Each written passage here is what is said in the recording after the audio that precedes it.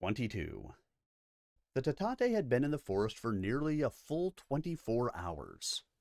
They'd arrived just after dusk the previous night, and had been watching the humans ever since. Observing the movement within the camp, they had immediately recognized it as dangerous. Hadn't enough of the tribe already seen enough humans in their killing frenzy? They understood the desk team's stealthy movements as a precursor to violence. They knew that when humans fought, any Tatate who got in the way would die, quickly and without remorse. Better, they decided, to observe and not become involved. The double explosions of the jump-capable mechs had scared them to the point of incoherence. So had the Lamb's takeoff. Dakota had seen the Phoenix Hawk when it had left the dropship the first time, but none of the others were prepared for the violence of the event. Especially at night, the sight of a mech rising from the ground was an awesome experience. When the jumping mechs had come crashing back to the ground, the Tatate became so terrified that some of them had scattered wildly and frantically trying to get away. Some had died as a result, for the mech pilots had not cared where they placed the giant feet of their machines in their haste to escape the dropship area. It had been a night of terror, and the event would forever be remembered as such in the oral history of the tribe. The Tatate had gathered up their dead and injured while continuing to watch the humans. The humans had not come after them as they had feared, but instead had moved closer and closer to the thing that fell from the sky with fire. Perhaps, said some of the Tatate, the thing was preparing to leave. Dakota said nothing to disabuse him of that hope. The humans would remain, he knew, and the Tatate would have to deal with them. And so the day had passed. Some of the humans stood around the hull of the thing that fell from the sky with fire, while others went in and out of its belly. The Tatate waited for something of importance to happen, but the humans only stood around and waited as well. In the falling light that signaled an end to another day, the Tatate saw the thing that was going to happen. It wasn't that the thing was going to fly, for the actions of the humans showed no sign of departure. They stood now in a half circle around the opening in the hull and stared into its dark interior. There was excitement. They began to cheer. Andy Holland was the first to see the aliens break the woodline. Goodall's Locust had just cleared the entrance and had turned to talk Arsenault through the opening. Holland was watching the process with some interest when she heard a noise in the woods behind them. Though forest sounds had become almost background input for her, heard and qualified but not consciously registered, this was something different. As she turned to look, she saw the Tatate coming out of the woods. They didn't emerge. They boiled. They were crowded together in a tight pack, those in front jostled forward by those in the rear. The front ones, reluctant to approach and yet forced forward, drifted to the outside of the gaggle, which eventually put others in the lead. Those who had been pushing the front members suddenly found themselves in the front ranks. Then they began to balk and resist the thrust from the rear. Those who had been in front, reluctant to approach, found themselves suddenly emboldened by their relative security. They pressed forward against the backs of the reluctant leaders. Holland sounded the alarm in her lip mic and then dropped to one knee. She didn't want to shoot these little creatures, but if pressed, she would have to. She raised the rifle to her shoulder and aimed at the center of the boiling crowd of fur. The crosshairs of the laser sight steadied on the figure of Dakota. She took up the slack in the trigger. The Tatate was moving toward her in a strange, crouched walk. Holland took a breath and then let half of it out, just as she had been trained to do on the rifle range. Then she paused. Dakota was not behaving aggressively. His bobbing gait resembled that of a man who couldn't decide whether to advance on his feet or his knees. Holland let the sight drift over the others. All were doing the same thing, advancing with their bodies held low between their legs. She relaxed her finger and let her breath out with a hiss. The massive Tatate advanced more and more slowly, spreading out to surround the shattered dropship. The desk team stood with their backs to the hulk, their weapons cradled at the waist, safeties off, but waiting. Takuda emerged from the center of the line to meet Dakoto, who now crept forward from the center of mass. With him were two other Tatate whom Takuda had never seen. The three Tatate advanced, their eyes fixed on the locust towering over them. They jabbered to each other and to Dakoto, who responded in turn. Takuda did not understand the words, but the tone of Dakoto's voice made them sound soothing. The Tatate turned back to Takuda. We are amazed, he said, staring up at the locust. Holland had turned the mech to face the crowd of Tatate. You may be the ones who will be changing everything. You are the ones. Dakoto stepped forward and drew the other two forward. These are Totito and Dokepi, the leaders of our tribe. They are here to see the other humans, the ones I have spoken of. Now they find that you are quite different.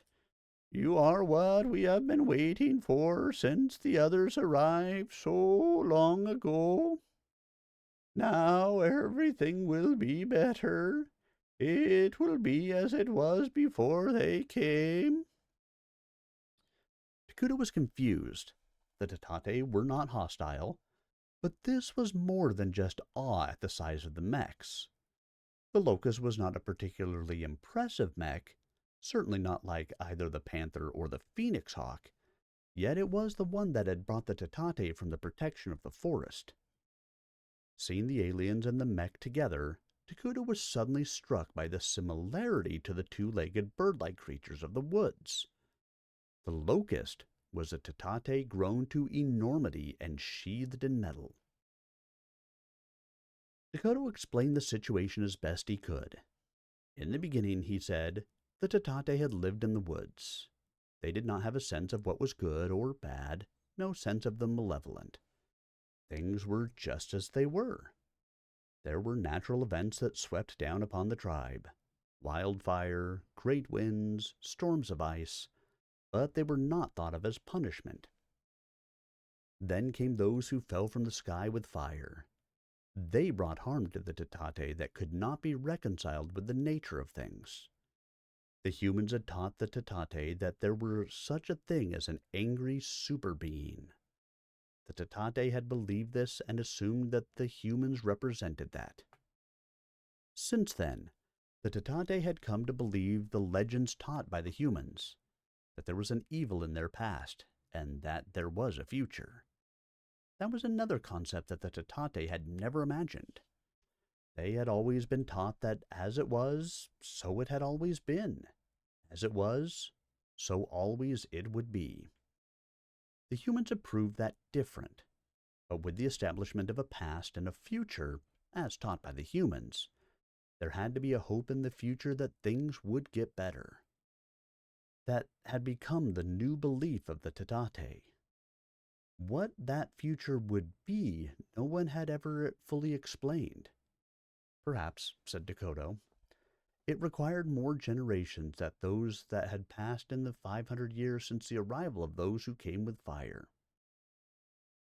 Now, according to Dokepe, the shaman of the tribe, that time had come.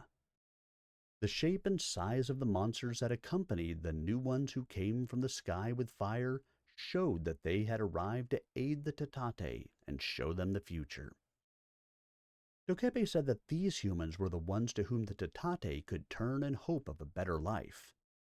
The Tatate would serve the humans who served the great symbols of their existence. Dakoto's recitation finished, Takuda stood in silence. He had never faced the dilemma of being considered or treated like a deity. Commanders were sometimes allowed to make mistakes, but he doubted a deity enjoyed that luxury. When first they had crashed on this unknown world, he had struggled with the sudden prospect of wielding absolute command. But now he was confronted with the prospect of even more power. Not only he, but all the humans who were with him. Takuda was silently thankful that Vost was not here to hear this. Takuda protested. Using Dakota as his translator, Takuda registered his protest. He tried to explain that he and his group of humans were no better or worse than the others. That falling from the sky was an accident, that the mechs were just machines that had no special symbolism to anyone or anything. But it was no use. No, said Dakota. Totito and Dokepe were convinced that the opposite was true. There was no way that he and Takuda would be able to change that belief. The Tatate believed that the locusts with Takuda were the way of the future. The Tatate were here to serve the mechs and the humans they brought with them. The word of the humans would be absolute. If Takuda told them to go away, that is what they would do. But the status of the humans and their monoliths would remain unchanged. Don't you understand that we are just like the others? Don't you understand that we humans who can die? Asked Takuda. I can show you the bodies of those who have fallen. I can show you the ones who have been injured. That, said Dakota, only I am able to understand. Others will not believe. To them you will be supreme, even if all of you die. As long as the great beings remain, you will be special to them. I am a human, snapped Takuda. No better or worse than any other human. Believe that. I do, but I cannot change what's done. You human, but are special. You special to me in certain ways, and you special to them in other ways. So it is, and nothing you can do, not even killing us, will change that. Takuda was defeated. He and his motley troop of humans had become, the leaders of the Tatate. Perhaps, he thought, that would change in time, but for now he could do nothing about it. The problem of absolute power had returned, with a vengeance. It was his fate, he decided, to be a leader, if not among men, then among the aliens who saw him as a god.